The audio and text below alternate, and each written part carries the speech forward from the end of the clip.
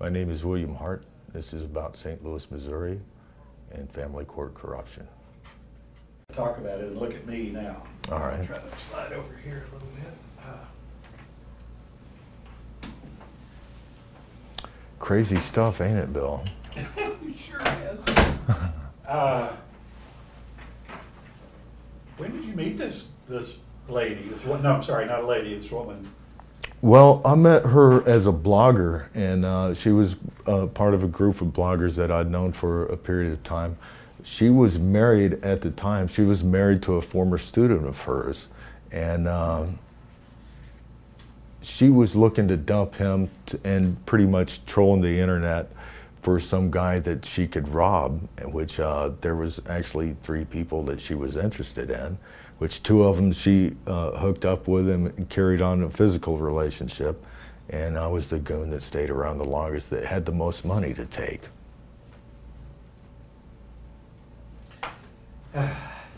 So I've had one person what were they? They were a victim of a guy who advertised, I think it was, what's the big dating one? Match.com? Probably. Or something like that. Yeah, eHarmony. Like eHarmony. Yeah. eHarmony. And she just thought she met him on eHarmony, and then goes to find that he did this with all kinds of women. He didn't kill them like the Craigslist killer, but he took them for all their money and stuff. It was crazy. All right, so you knew her for a while. Yeah, we'd known each other for about 2 years online before we ever met.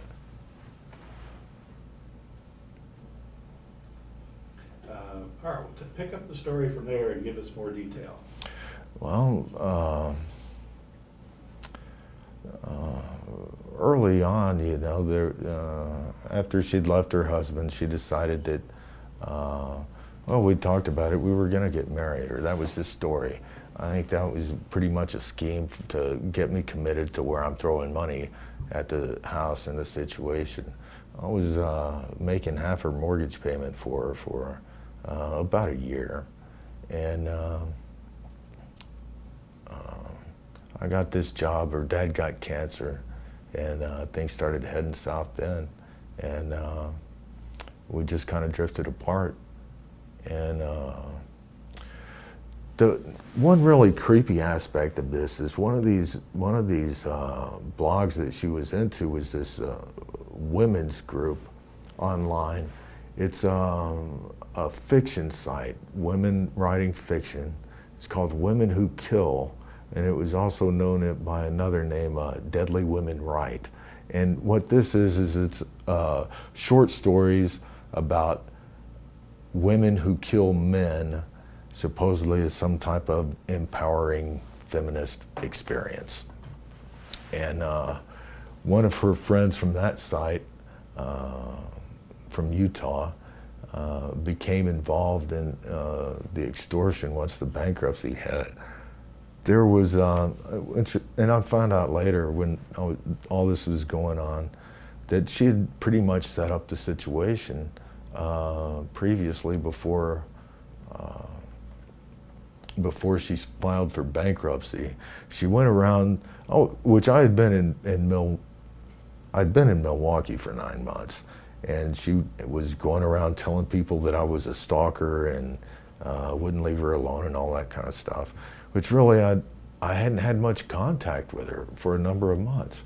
I mean, the most contact I'd had was my W-2s were being sent to her house, and there was a series of emails back and forth between us about me receiving my W-2s. That was it, you know? And she's running around telling people that I'm a stalker. And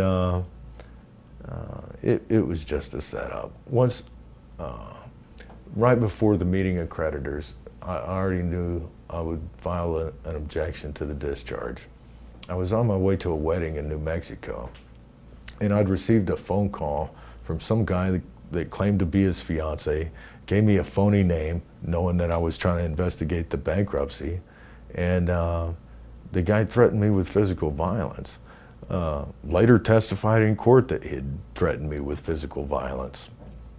And she received free legal services from this group called Legal Advocates for Abused Women. And this place is run by the president of the school board, our former president of the school board. She's a member of the Board of Education for the St. Louis Public Schools. Her name is Catherine Wessling. Specializes in falsification of documents and evidence, misleading statements. At any rate, it's stated in the documents that she'd filed on May 6th that she had received $52,000 annualized in the previous 6 months. And yet Wessling's up there saying, you know, this is a low-income woman that needs free legal services. Then it comes out that here's a guy, this truck driver guy she hooked up with for whatever reason, whether it was extortion or whether that was the guy she really wanted to be with at the time, or if she's just out to take him for something. But he's in the house supposedly as a separate household for bankruptcy purposes, for the purposes of receiving free legal services.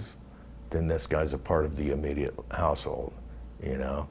But there was no manner of income from the alienation of property. It's single family residence. If there's 2 households in there, then you have to show some income from this over here, or that's alienation of property, pure and simple. If there's a mortgage active, the guy didn't cut a deal with a mortgage company. He cut a deal with somebody to live there. There better be some money from it.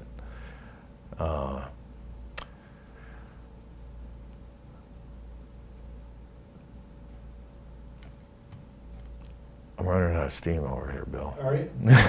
Well, you're on an elevator. You're on the 5th floor. You're going to the 1st floor. You have to tell somebody in 30 seconds what your story is. Do it. This is a matter of bankruptcy fraud, of using the family law courts of St. Louis County as a means of obstruction of justice, to act as a strong-arm enforcer in an extortion scheme against a person 2 states away, to prevent and influence the testimony of a federal witness in a pending federal judicial proceeding. That's a good summary. It's just crazy. It's just completely crazy, isn't it? Yeah. And where does it stand today? Well, there's some type of motion that I have to file to say, well, the family law court never had jurisdiction to modify the automatic stay in the bankruptcy. So I have to file something with the state to say they didn't have jurisdiction, which they clearly acted outside of their jurisdiction. And I'm planning a RICO action, 1983 action in Utah. I certainly don't want the matter heard in Missouri, but the statute of limitations in Utah is 4 years, which is the same as the RICO statutes. I'd contacted Senator Blunt's office back in January, and they were actually the ones that started getting me to write stuff down. When I was telling them what happened, you know, I was complaining about the women's group that was providing free legal services. And he said, they're supposed to be helping battered women. They're not supposed to be getting involved in bankruptcies.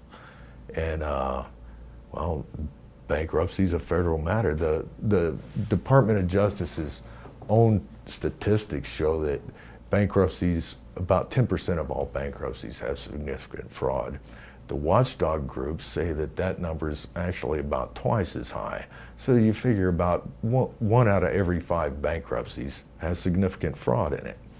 But for the state courts to intervene to say, all right, you can't investigate this fraud. In fact, we're gonna sit over here and strong arm you for even attempting to investigate that fraud. That's just way out of line. But yeah, I'm supposed to submit a report to Senator Blunt, which it's taken me a long time compiling documents and stuff. You know, it's kind of a slow process, and the more I go through stuff, the more I can see well, in order to prove this aspect, I would need this document, you know. And I'm planning an action in federal court in the state of in Salt Lake City, and I've been looking for an attorney there, you know, having trouble finding one, being this far away, and some other form I'm supposed to send into the appellate court in Missouri. It's a mess, you know. But so you quit using the internet? no, I've quit doing well, yeah, mostly, you know, except for checking my email and checking the weather. That's about it. I'm afraid to meet people on the internet, that's a fact. I guess there's a lot of bad ones out there, but hopefully that was just bad luck of the draw. Yeah. Where is she now? She's still in St. Louis, still teaching school. Matter of fact, she got a certificate to teach elementary school.